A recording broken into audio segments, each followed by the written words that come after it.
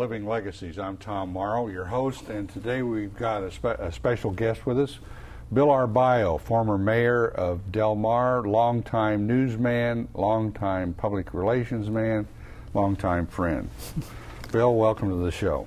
Thanks for asking me, Tom, and when you say longtime friend, I say that I feel that. Well, we go back to when I was at the Times Advocate in the late '70s, and you were doing the public relations for the Del Mar Fair. And of course, you were an institution there. But let's go back further than that. You were born and raised here in the county, right? I was born in Nestor, California, and that between National City and Chula Vista. Oh yeah, just a little. Nestor. I've been to Nestor. I used to buy some great jerky down there in the Nestor store. Right, and that's all about that there is there. Yeah, well, a store and a service station. You can buy beef jerky and lotto tickets there. Right. Well, now you went to high school at Oceanside, Carlsbad? Yes, I graduated in 1941. Yeah, I see a picture here. Our first pictures of you on the starting line.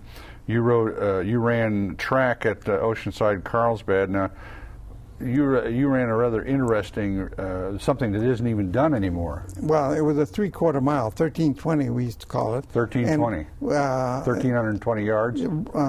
Yeah, I guess so. Yeah. It was short of a mile, yeah. But it was 3 times around the track, right here in Oceanside. Yeah. A couple blocks from here, I guess. And Dean Green was the coach. Dick Rutherford, who was a rough coach, I'll tell you, yeah. He got the most out of you. And I was afraid of him, so I ran like hell. Now, anybody around today that you remember that you graduated from high school and still live in the area? I didn't graduate with him, but John Steiger was around then, and yeah, he was a couple of years ahead of you. Yeah, he was a couple of years ahead, and Edith Swaim. Oh yeah. And I think she was Edith Ronzi then, I believe, and John Daly. His father was active in school at the time, and the McClellans from Carlsbad, Patsy McClellan. She's married now, so I'm not sure. Sure. Well, now you graduated in '41, and of course that was the year that we entered the war in World War II. And when did you go into the service? Shortly after, in '42, the late '42, I went into the U.S. Army. I volunteered. They weren't drafting them at 18. I was 18 when I went in, and went into the medics. I was with the Air Force for a while, Air Force medics, and then I volunteered to get in the infantry. Wait a minute, you were in the Air Corps and you volunteered to go in the infantry? Yeah, there wasn't enough activity in the Air Force, so when the word went out that they needed some volunteers for the infantry, I volunteered, and they accepted me as a medic. I'll bet they did. I was a combat medic. And, yeah. Now, what unit were you? 34th Division, 135th Infantry Regiment. Now, wasn't that the outfit that Bob Dole was in? It was the Red Bull Division. Oh, okay. That's out of the Midwest. Yeah. Yeah, because I remember the National Guard, the Iowa National Guard was the Red Bull Division. Yeah, they were all from back there. Yeah. And of course, having enlisted early, I was always the youngest one that was in the outfit. So whenever they went anyplace, I naturally went with them. So I learned about bars and that sort of thing at an early age. They didn't go to the USO. You were just an observer, though. I was You didn't participate in any of these extracurricular not at all. activities. But I had a lot of fun. Well, now tell me, you saw a lot of action in Italy during World War II. No, not a lot of action. I saw some action, and I was wounded. Well, I was going to say that was enough, wasn't it? Yeah, it got me back to the rear echelon. You've got a pretty good story to tell on that. Tell us what happened. Well, the Germans had the 88. It was a cannon, and it was very, very accurate. And one night they waited until we got into a saddle, the whole company. We were advancing, and when we got in the saddle, then they started... this is in Italy? In Italy, We were on our way to Florence. Mm-hmm. And this then up in the northern part of the country. Northern part, yeah, Mm-hmm. beyond Rome. Mm-hmm. And they started bombing the saddle, and I just happened to be in there, the wrong place? In the wrong place, and I got hit. Mm-hmm. But when I was in the service overseas, anybody got a package, I always got a part of it, a package of goodies. So and they always used to tell me, if we ever need you, you better come running. And I never forgot that. That night, I was hurt, but I took care of as many of the other people that were also wounded. Now, how many did you figure you helped that night? I haven't got any idea how many it was. And then I passed out, so they carried me back to the... You must have done something, because they give you the Silver Star for that. Yeah, I guess I was just doing my job. I was just paying these guys back for all the goodies they've given me in the good times. So well, that's a good way of putting it. Yeah. I guess. So no, I was just doing what I had been trained to do. Now, was your wound such that you were sent back to the States, or did you have to go back into action? No, I was hit in the knee, and so I was in the hospital, I guess, 3 months or so. But they reassigned me. I didn't come back to the States. I stayed in Italy for... you were still breathing and able to move around, so they kept you over there. Yeah. So, and here's a picture of your. When you got out as a sergeant, but these are your corporal stripes, right? No, I was a corporal. That's as far as I got. That's a line corporal, okay. yeah. Mm-hmm. When I went to a medical training school, and they gave me a T5, a technician 5th grade. But when I got in the infantry, there is no technicals. You're either a sergeant, or you're a corporal, or you're a private, or you're just a doughfoot. And so I was promoted to corporal, line corporal. Mm-hmm. So. Okay. And I left the service as a line corporal. Now you finished the war in Italy? Yes. And then you came back, what, in 46? What happened is that we were in Italy. We were going to go to Japan. We were in a bivouac area, ready to go to Japan, and that's when the war was over. That's when... after all you'd been through there, they were going to ship you off to Japan. Yeah, we were ready to go. And so instead of... The ships were there, so the ships were routed to the mainland instead of... That's probably one of the happiest days of your life, wasn't it? Yeah, I thought it was a good show. Where were you when you heard about the war coming to an end? It was a little town, I believe they call it Caserta, in Italy. It was a relocation center. That's where, and that was mentioned very much so during this war in Kosovo. That's where the Air Force, and they were flying out of there in Bari. Oh, yeah. And still there, I guess, because the names kept coming up, and I remember them. Right. As I'll tell you a story when. In Casino, Mana Casino, that was a monastery. We were, that was when we were in Anza, and they were bombing from Casino. They could observe because he was up on a mountain. So we had to bomb Casino finally to get rid of the observation towers up there. When my daughters were in Italy about 2 years ago, they stopped there and in a restaurant, and so the innkeeper was telling me about his father starting this restaurant and all that, and my youngest daughter said, if my father hadn't been here to take care of Casino, you wouldn't have this restaurant. He bought the meal for him, bought him wine and everything else. And he had a bunch of pictures of the troops. Yeah. It's a wonder anything's left of that. It was a gorgeous spot. Yeah. I mean, it's a wonder anything's left of it today, because they did have to do a lot of bombardment. Yeah. Well, it was something had to be done because we couldn't.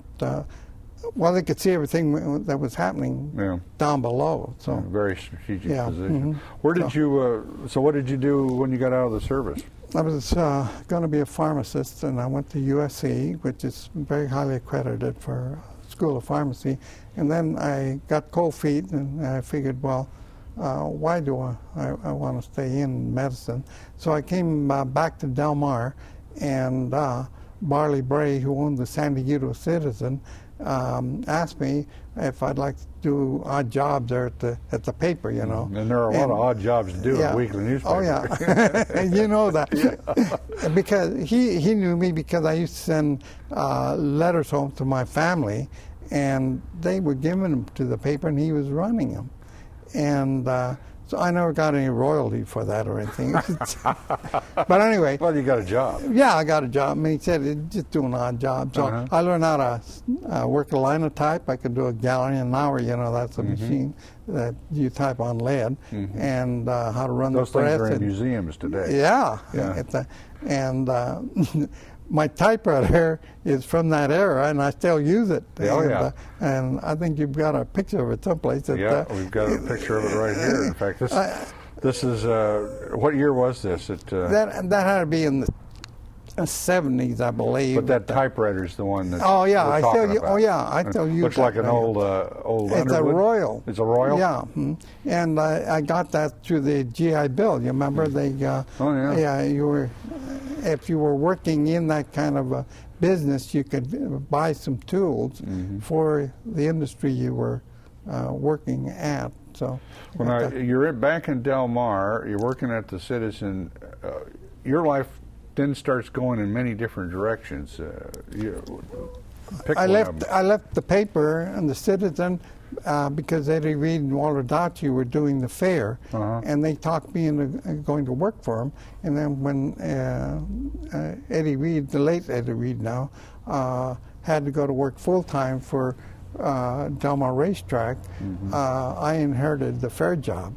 And that's where you and I ran into each other. And you were doing the public relations. Yes, and this is something that you just kind of learned on your own, right? Right, But it was, a lot of it in those days was nothing but common sense, just getting the information out there. Yeah, and, well, you had to write newspaper style or radio or whatever. And you had that experience from the Citizen. Right, So, and that's how I got involved in National Day Festival in Indio, the Farmers Fair at Hemet, and some of these other. At the same time, I was doing features for the San Diego Daily Journal or the San Diego Union.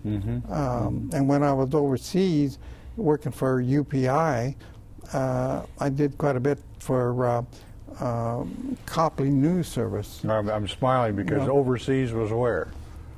Well, it was in Hawaii. Hawaii. Well, there was a time when we thought that was overseas. Right. Yeah. Of course, you went over there and to work with a former Del Mar businessman. Well, Paul Mannon was manager of the Del Mar Fair, and also owned Seco Savings and Loan in Encinitas, and he sold that, and it was that time of the year where he had to make reinvest the money. Right. So he bought Hilo Kona Savings and Loan in Hilo, Hawaii, sight unseen. He'd never been to the Big Island. But you hadn't either. I hadn't either. And so he talked me into going back to working with him again. And Dale Bricks with United Press in San Diego had been transferred to Honolulu, Hawaii, and heard that I was over there. And of course, we knew each other because of this PR business. Sure. And all. And he asked me if I'd work for UPI, so I'd be the Big Island correspondent. So So you spent what, 7 or 8 years doing that? 8 years, yeah. And I was fortunate. I got to cover some pretty good stories there. Well, I see. Here's a picture of a Well, first of all, I had the picture. What is this picture here? Well, that's a Farmer's Fair at Hemet, which is now in Lake Paris. But Farmer's Fair, so we all had to wear farmers' costumes. Looked like farmers. Yeah, looked like farmers, you know.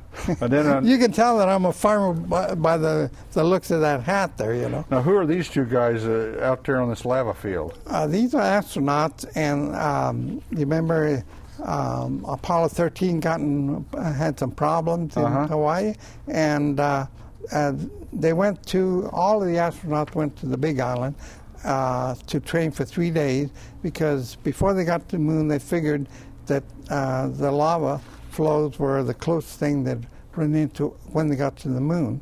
So they brought all this stuff. What they're doing there is picking up rocks, and these are prototypes of equipment that they took to the moon. Yeah.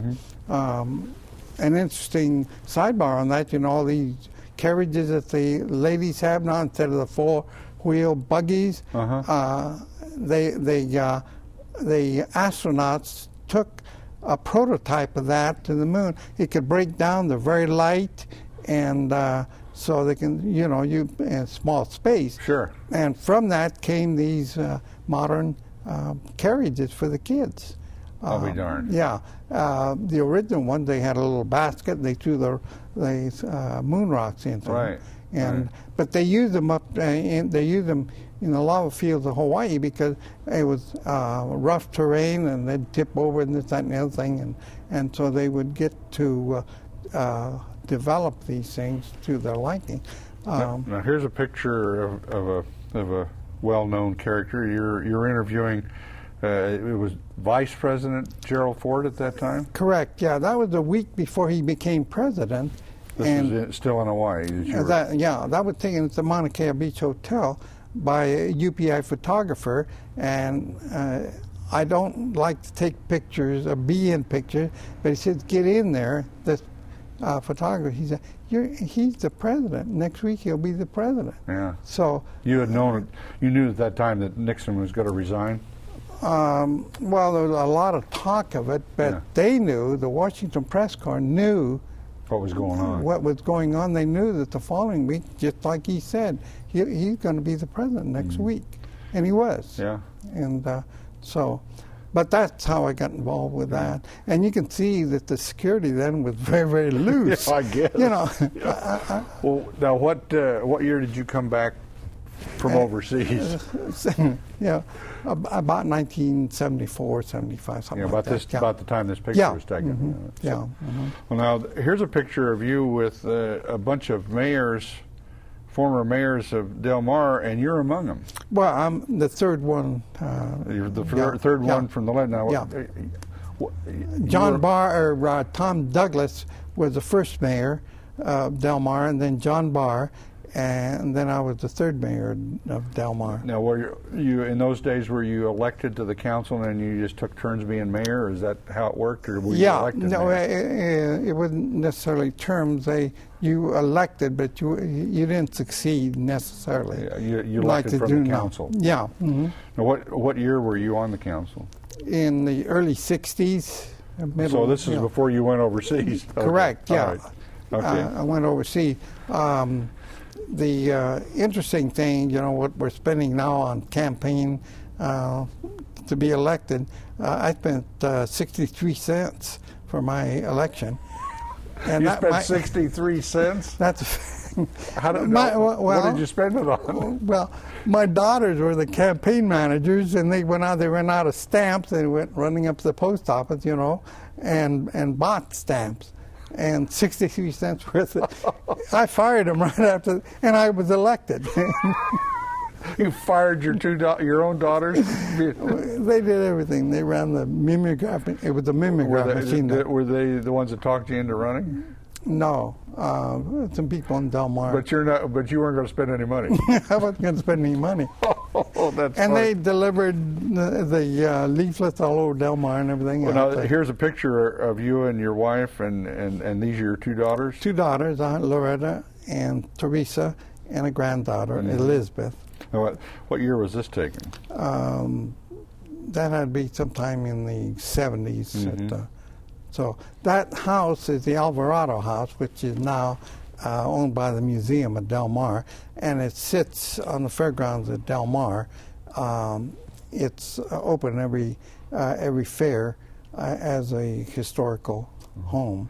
Well, we're about to run out of time because we could have talked for 3 hours for all the things that you've done. But for the past several years, you have been a writer for the Coast News, and you told me that you're going to do something this next week that kind of surprised me, and that is. Well, I'm retired, so I think there's a story in this week's Coast News indicating you're pulling the pin. That I'm going to pull the pin.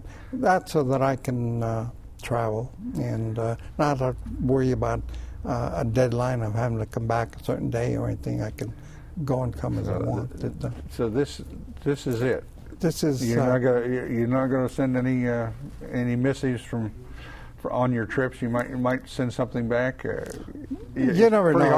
Pretty hard to go away and walk away from it. Yeah, it's you never know. But full time, no more. At age 77, you're finally. Yeah, I think it's give the young kids a chance. Well, we had one of those young kids on one of your cohorts on the Coast News. We had him on here not too long ago. Was that Jack Broward? Yeah. He and I were we ran together in San Diego. Either about the same time as I was. He was at Naval Training Center, NTC, when I went through boot camp there in '58. Is that right? Of course, he was a sailor. He was a chief petty officer and ran the hoist there in the newspaper. Yeah. But, well, Bill, lots of luck on your new career, being a retirement. I'm going to miss you because your stuff has been around either as a PR release or as a news story for as long as I've been in San Diego County, and that's not that long compared to your long career. But I wish you all the luck in the world, and don't be a stranger. Keep in touch with what you're doing. Thank you so much, Tom. Yeah, thank you for coming on and telling our story. I'm Tom Morrow. This has been Living Legacies with Bill Arballo, longtime journalist, former Del Mar mayor, and good friend. We'll see you next time. This program is made possible through the generous underwriting grants of Hatter Williams and Purdy Insurance Services of Oceanside, providing North County with complete insurance needs for more than half a century. The TriQuest Corporation, providing quality office and manufacturing space in Oceanside. And the North County Times, serving all of North County with complete local daily news coverage and internet services.